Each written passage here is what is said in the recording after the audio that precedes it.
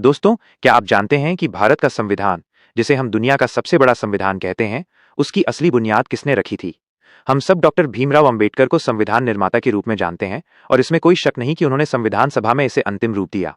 लेकिन इस महान दस्तावेज का पहला मसौदा यानी ड्राफ्ट तैयार करने वाले व्यक्ति का नाम बहुत कम लोगों को पता है। वो नाम था BN राव, या कहें बेनगल नरसिंह राव।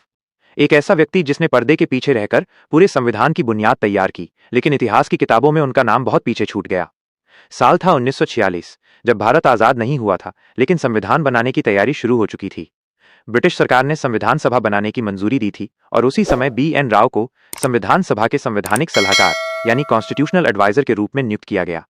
अब जरा सोचिए, उस दौर में जब देश आजाद भी नहीं हुआ था, एक ऐसा व्यक्ति बैठकर सोच रहा था कि आजाद भारत किस तरह से चलेगा, उसके अधिकार क्या होंगे, उसकी सरकार कैसी होगी। यही काम BN राव ने किया। BN राव कोई आम इंसान नहीं थे। वो भारतीय सिविल सेवा यानी ICS के सदस्य थे, जो उस समय सिर्फ सबसे टैलेंटेड और मेहनती लोगों को मिलता था। उन्होंने कानून की पढ़ाई की थी और अंतर्राष्ट्रीय स्तर पर भी अपनी बुद्धिमानी का लोहा मनवाया था। राव को भारत के संविधान का ढांचा तैयार करने का काम सौंपा गया था और उन्होंने दुनिया के कई देशों के संविधानों का गहराई से अध्ययन किया। अमेरिका, ब्रिटेन, कनाडा, आयरलैंड और यहां तक कि ऑस्ट्रेलिया के संविधान तक का विश्लेषण किया। उन्होंने ये देखा कि किन देशों में लोकतंत्र सफल रहा और क्यों, किन देशों के संविधान में नागरिक अधिकारों को सबसे बेहतर तरीके से परिभाषित किया गया। इन सबके आधार पर BN राव ने 30 महीने की कड़ी मेहनत से भारतीय संविधान का प्रारूप तैयार किया, जिसे बाद में संविधान सभा में पेश किया गया। यही ड्राफ्ट आगे चलकर संविधान का आधार बना। लेकिन उस वक्त राव ने खुद संविधान सभा में भाषण नहीं दिए। उन्होंने बस शांत रहकर अपना काम किया और दस्तावेज को सौंप दिया। आगे का काम डॉक्टर भीमराव अंबेडकर ने संभाला। उन्होंने उसी ड्राफ्ट को आधार बनाकर उसे कानूनी और सामाजिक दृष्टि से परिपूर्ण बनाया। इसी वजह से डॉक्टर अंबेडकर को फादर ऑफ इंडियन कॉन्स्टिट्यूशन कहा जाता है और BN राव को आर्किटेक्ट बिहाइंड द सीन्स यानी पर्दे के पीछे के असली निर्माता।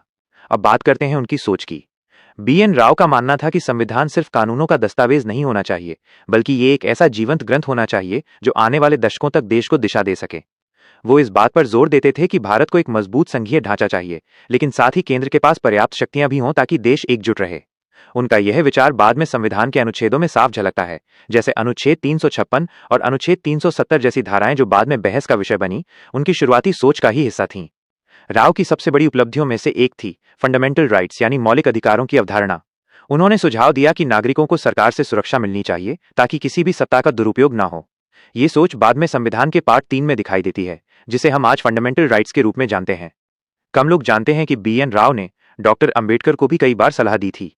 उन्होंने कहा था कि संविधान को बहुत जटिल न बनाया जाए, लेकिन साथ ही इतना भी आसान न रखा जाए कि उसका गलत अर्थ निकाला जा सके। यही संतुलन अंबेडकर ने अपनाया। दोनों के बीच आपसी सम्मान था और डॉक्टर अंबेडकर ने खुद कई मौकों पर कहा कि BN राव के बिना यह काम असंभव था।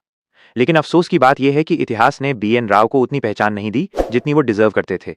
शायद इसलिए कि वो कभी लाइमलाइट में नहीं आए, उन्होंने भाषण नहीं दिए, उन्होंने बस काम किया, चुपचाप, समर्पण के साथ। आज बहुत से लोग उनके नाम तक से अनजान हैं, जबकि वो इंसान हैं जिनके पेन से भारत के भविष्य की पहली रूपरेखा लिखी गई थी। BN राव की आगे की जिंदगी भी बहुत प्रेरणादायक थी। संविधान बन जाने के बाद उन्होंने संयुक्त राष्ट्र में भारत का प्रतिनिधित्व किया और फिर अंतर्राष्ट्रीय न्यायालय यानी इंटरनेशनल कोर्ट ऑफ जस्टिस में भारत के पहले जज बने। सोचिए, वो इंसान जिसने भारत के संविधान की नींव रखी, वही आगे चलकर पूरी दुनिया के न्याय के मंच पर भारत की आवाज बना। आज जब हम 26 जनवरी को संविधान दिवस मनाते हैं, तो हमें सिर्फ संविधान सभा या अंबेडकर जी को ही नहीं, बल्कि उस व्यक्ति को भी याद करना चाहिए जिसने इस पूरी यात्रा की दिशा तय की थी, BN राव।